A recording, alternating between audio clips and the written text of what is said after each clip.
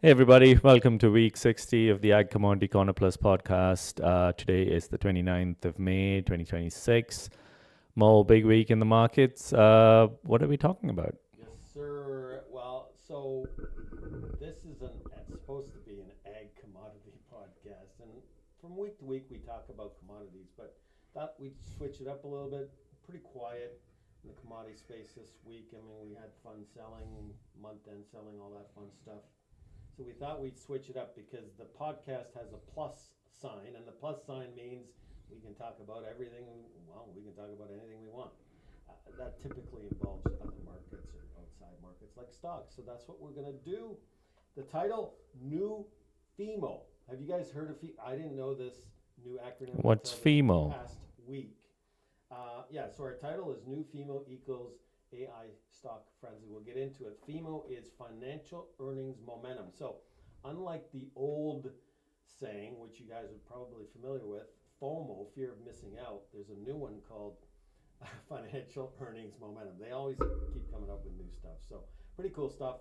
Anyways, let's get into it. Here's your summary weekly quote chart. I highlighted corn because this is old crop corn, July, breaking 450. But again, it was month end. I'll get into that a little bit in the podcast. Tell you why I think it's going to bounce from here. Soy oil, new contract highs, spilled over to higher canola. Although old crop canola did not close at a new contract high, traded up there. New crop did, breaking out. That's a new breakout. Both soy oil and canola are breaking out technically. Wheat was lower, but um, as long as this can't, if you remember our podcast, where did we say the breakout on wheat was? What was that resistance level? I'm trying to see if you guys are learning anything. 660. We're testing 660 to the downside on month end selling. This needs to hold. So that old resistance, new support, and I think the funds are making a mistake selling it here. And we won't talk a lot about wheat, but I'll mention it briefly as we get into the podcast. Feeder cattle down 820 because they found some new screwworm disease 52 miles from the U.S. border. I think it's spooking the funds. Uh, Record highs across the board in both the NASDAQ, S&P, Dow, NASDAQ up 8% in the month of May. Holy smokes. Crude down over $8. We'll talk about that. Gold and silver, remember the parabolic move at the end of last year? It's over, folks. We called it, and I think it's about to break down technically. So let's start off with this DELL earnings report. So, shares of Dell rocketed up by 32% after the company reported its fastest pace for revenue growth for any period since returning to the public market in 2018. So, this happened yesterday. The stock closed for its best day ever, and it beat out the previous record from March 1st of 2024 when it had popped by about almost 32%. The shares for Dell this year are up for 2026 by 234%, and AI server revenue increased by 757% from last year. Guys, I've been doing this for 42 years. This is supposed to be a boring Dell computer company. Look at these numbers. Nobody on Wall Street saw this coming. The CEOs of NVIDIA, AMD, probably saw some of this coming, but even they were too low. AI is accelerating. It's larger than anybody thought. Wall Street is out to lunch. They're so far behind. It it stinks. But anyways, this was crazy, and this the average gain from some of these earnings announcements are if you have a blow up. So FEMO, strong growth plus better guidance for the next quarter. That's what this is all about. It's not about speculative hype. So is Dell a meme-ish type stock where you got these momentum traders that want to pile in because they can make a quick buck? I don't think so. Nobody on Wall Street saw these numbers coming out.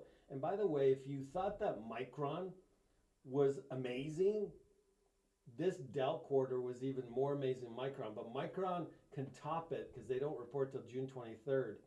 But look at this gap on DELL. I've never, I mean, there's gaps and then there's the DELL gap. There's three gaps here. This is the exhaustion gap. I think this is a short-term top. But look at, we've talked about, again, I'm trying to teach you guys something, but we've talked about the 200-day moving average. I don't care if it's on corn or beans or wheat or soybeans or canola or DELL, but when you're this high versus the 200, I think you got to come back to earth at some point. And this is another wow. We've had a lot of wows this week. I love wows. I don't know about you, but that's what I look for in life. Micron, 500 billion to 1 trillion in 48 days. That compares to Nvidia that did it in 480 or 490 days. Wow. Crazy. Let's switch to weather. And the core of the Midwest is getting dry with very little rain in the forecast until maybe the end of June.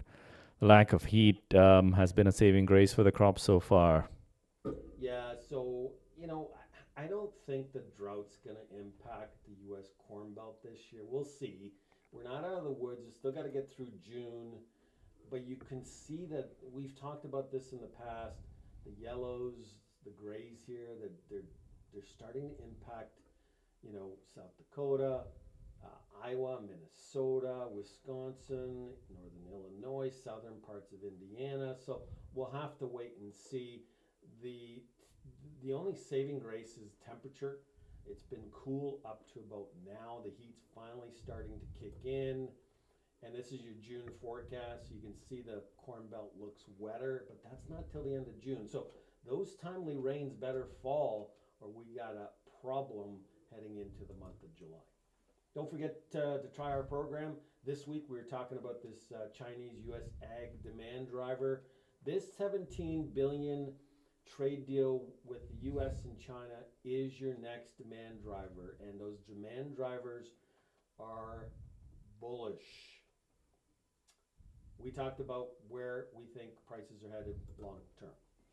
Sticking with China, that 17 billion US China trade deal, $17 billion of trade expected between as in for China to buy from the US, that is expected to be the next demand driver. This week we had rumors that China is ready to follow through on promises to lower US ag tariffs and buy US corn as a goodwill sign, and that they are willing to buy the US $17 billion of ag, which supported the markets, but fund month-end selling at the end of the week and week seasonals was too much to overcome for the grain markets. The trade and the funds need proof.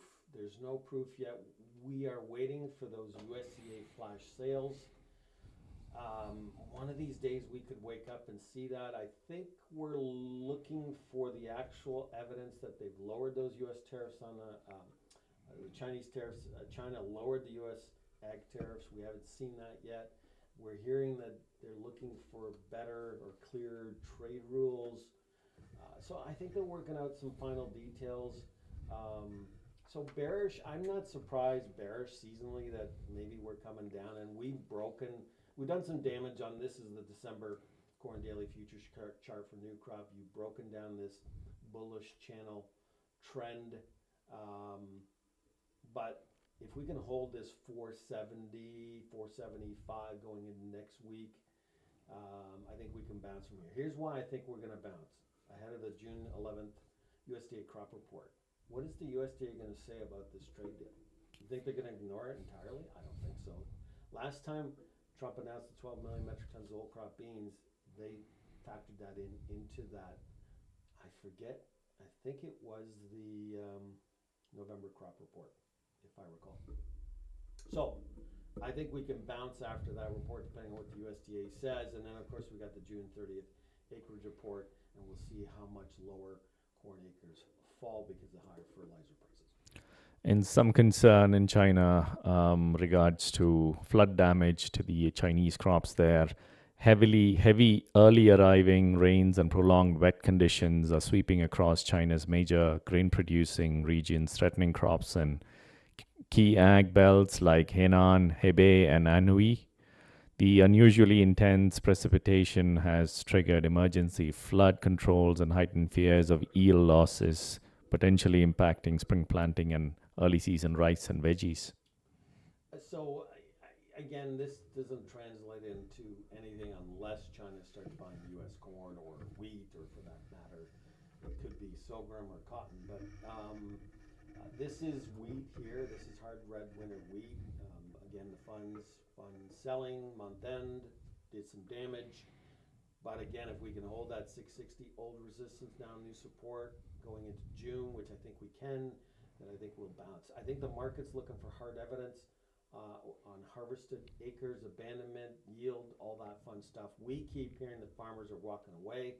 Everything from Mexico to I-90 in South Dakota is a write-off. So USDA said HRW production for 26 is 515, down 36% from last year. I think it's too high.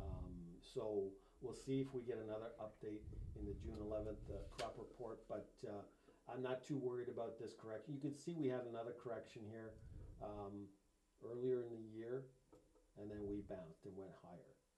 So I still think we can trade higher.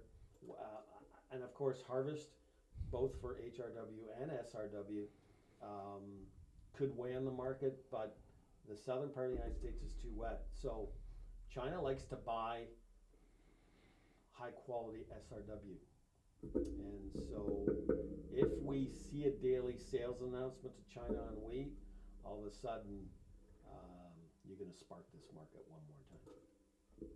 Let's talk about the 60-day truce. As far as the U.S.-Iran war is concerned, U.S. President Trump said he's about to make a final determination after listing everything that Iran must do for him to approve a deal to end the war. Iran must agree to never have a nuclear weapon, and the Strait of Hormuz must be immediately opened to unrestricted shipping traffic.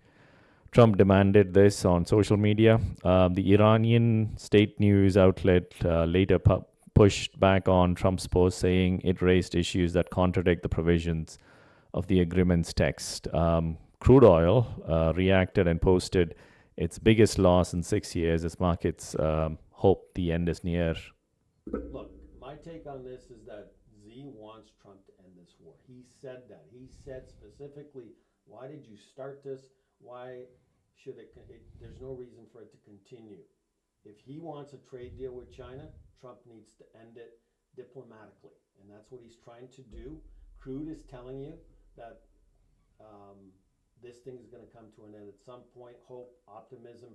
That's why the stock market just continues to trade higher. It could care less. That's more about really good earnings and accelerated by AI. But you've broken the bullish upward channel that you started from the beginning of this year, and I think this will continue to head lower. Once we get past I think if the strait can be reopened by the end of June is what I'm hearing, but once we get past the summer driving season in September, we get back to school, Labor Day, I think we could be trading closer to 70, and by year end, back to that 55 or 60 bucks. So, be patient. We don't need to rush into booking 27 diesel. And it's not just crude oil, fertilizer prices as well are easing. So this is the US urea FOB July 2026 futures contract, which are down by about 28%. And that is in line with the ease off in crude oil and also the optimism over peace in the Middle East, as well as the reopening of the Strait of Hormuz. Don't look for your retail prices right now to fall because this is falling. Until you get rid of those expensive supplies that suppliers bought at higher prices, you will see a reset at some point, but it's going to take some time. So again, no rush to be booking 27 fertilizer.